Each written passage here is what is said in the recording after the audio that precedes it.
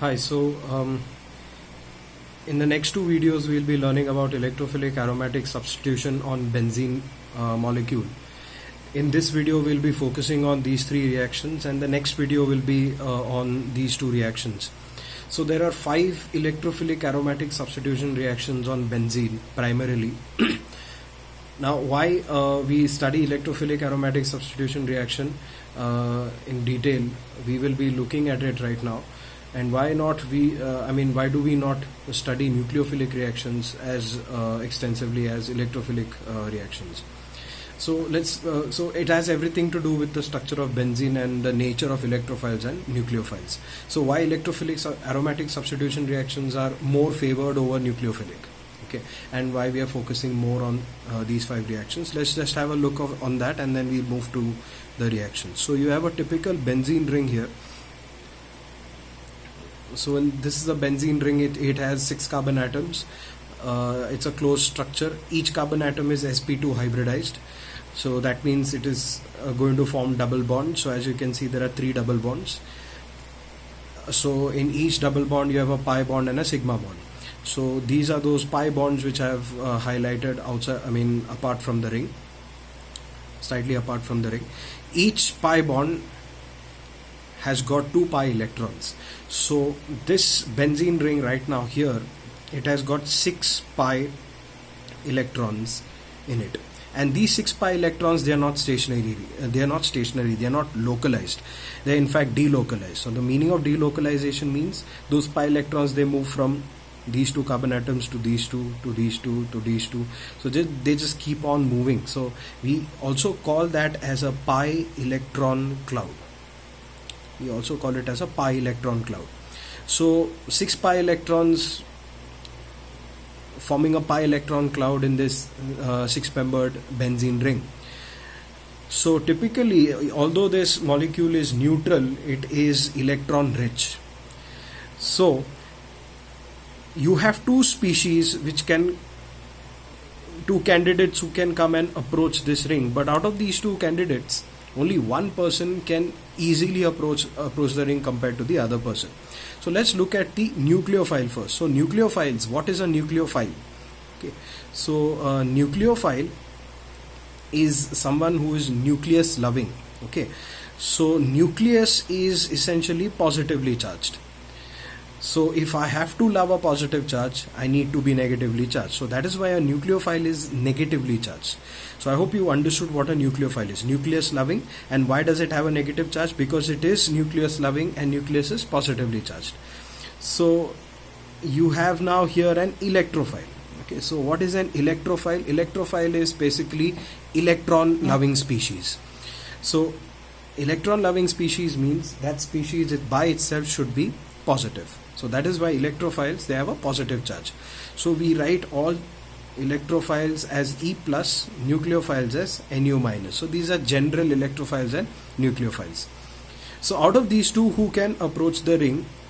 It's not $1 million question, trust me. Electrophiles are more easily approachable. Okay, I'll tell you why. Because there is an electron cloud. This ring is electron rich. Nucleophile, they themselves have electrons, so obviously both these species will experience some sort of an electrostatic repulsion. So it will require more energy for this nucleophile to come and sit on this ring. So that is why nucleophilic aromatic substitution reactions, they are not readily they do not happen readily, whereas electrophilic aromatic substitutions they happen very easily.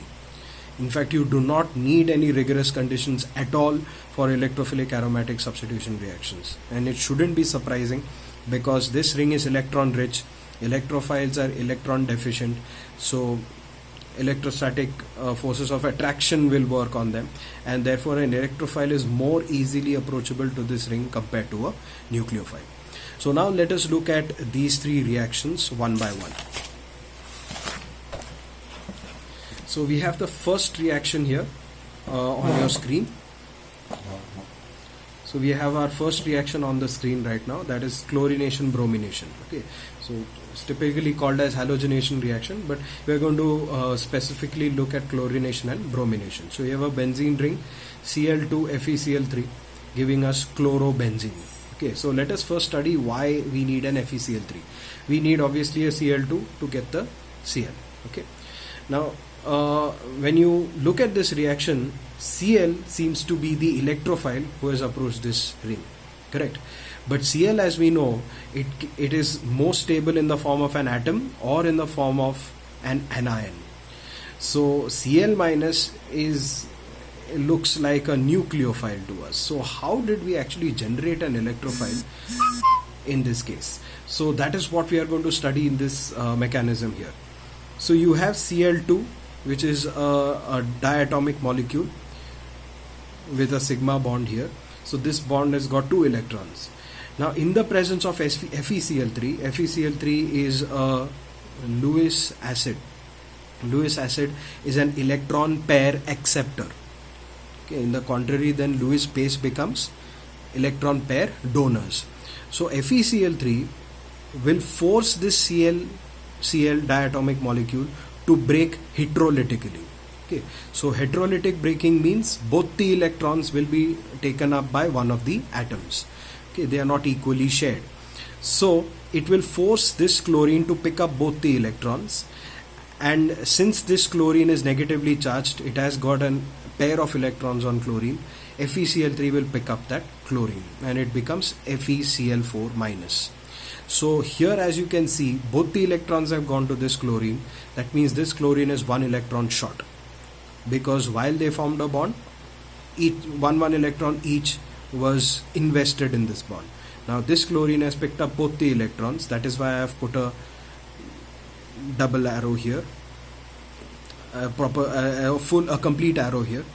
So this chlorine will be 1 electron short. That is why you get a Cl plus here, which is the electrophile. So this electrophile is what sits on the benzene ring. Okay, so this pi bond, both the electrons from this pi bond will sit on this carbon, and those electrons will pick up this Cl plus. And since there is a hydrogen already here, you have FeCl4 minus. The chlorine from FeCl4 will pick up this hydrogen and it will form HCl and leave the ring. And from this bond, both the electrons will be on this carbon, plus minus, it will form a pi bond. So this is how the chlorination reaction takes place. Bromination, the story is the same, only difference is instead of Cl2 you will have Br2, and you can use FeCl3 or FeBr3 as the catalyst here to generate the electrophile.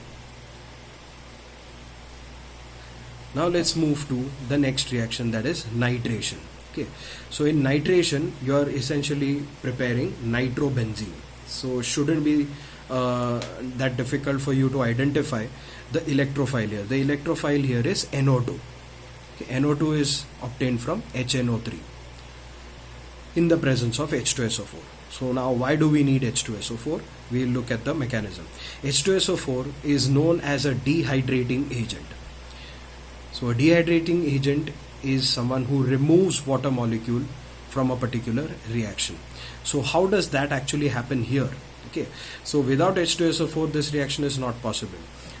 Just like in this case here, without FeCl3 this reaction is not possible. As you can see, it's because of FeCl3 I am generating Cl+. In the same way, without H2SO4 I cannot obtain NO2, the electrophile.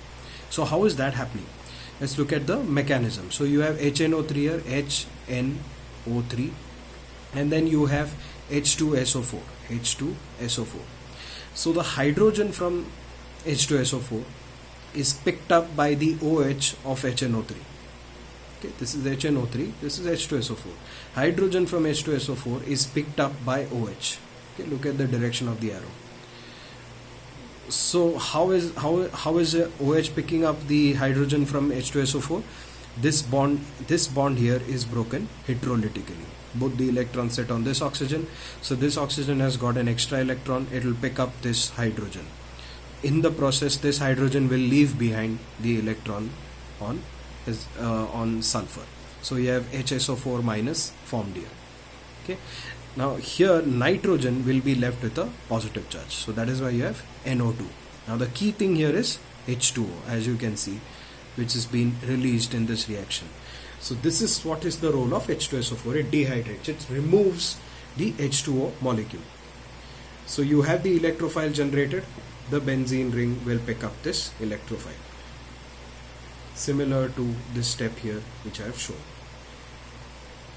So this was nitration reaction to prepare nitrobenzene. Now let's look at the last reaction of this video, and that is sulfonation reaction.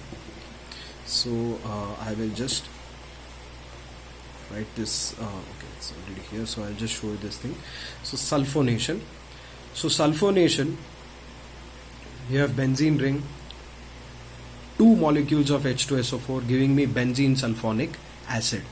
Now as you can see here, there are 2 arrows. One arrow going from left to right, the other one going from right to left. It only means that this reaction is reversible. This reaction is reversible. So from benzene sulfonic acid I can prepare benzene, and from benzene I can prepare benzene sulfonic acid in the presence of H2SO4. So let us look at the mechanism. So the first step is different in each of these in each of these 3 reactions. The electrophilic substitution part is same for all the 5 reactions. Just the generation of electrophile step. So here the generation of electrophile step was this one. I'm just putting a double arrow, and here the electrophile generation step was this one. Here this was the electrophile getting added to the benzene ring. So that is pretty much the same, only the electrophile is different. But the generation of electrophile step is what is different in each reaction. And that is what we are going to be looking at in the next 2 reactions in the next video as well. So let us see how the electrophile is generated here. First let us identify what is the electrophile. It is SO3H. Okay, so let's just have a look at how this electrophile is generated. So I have one molecule of H2SO4 written like this, H2SO4, and the other H2SO4 reaction molecule written in this format. So here this bond will break heterolytically. So both the electrons will be sitting on this oxygen here. This oxygen will pick up the hydrogen, the proton, hydrogen in the form of proton from H2SO4. So this hydrogen will leave behind these 2 electrons with sulfur. So what we get here is an electrophile of the form SO3H plus again water molecule formed, and you have SO4H minus. So again, as you can see, H2SO4 has dehydrated itself. Okay, so H2SO4 has dehydrated itself in order to generate this sulfone electrophile. Okay, now we look at, now the next step is pretty much similar to how we did in the previous reactions. So you have a hydrogen here, both these pi electrons will come and sit on this carbon. In the presence of this electrophile, this carbon will pick up this sulfur, and you will have a positive charge left behind since both the electrons are here. The other pi bonds are not affected. Now you have this hydrogen here, this SO4H minus will pick up this proton. So I'll just show you how that happens. So it will pick up this hydrogen in the form of proton. Both the electrons will come and sit on this carbon. Positive, negative, the pi bond is re-established, and you have the benzene sulfonic acid. So keep one thing in mind, it's a reversible reaction. I have shown these arrows just for the sake of making you understand how this reaction actually works. So now after every reaction you can pause the video in order to understand how the reaction has happened. You can take down the reaction and the mechanism. So it's very important for us to understand the mechanism, because then only you will appreciate the importance of these reagents. So in many cases people ask why FeCl3, why this H2SO4. So this is the reason why. Okay, so I hope the three electrophilic aromatic substitution reactions are clear to you. So in the next video we will be looking at Friedel-Crafts alkylation and Friedel-Crafts acylation. Thank you.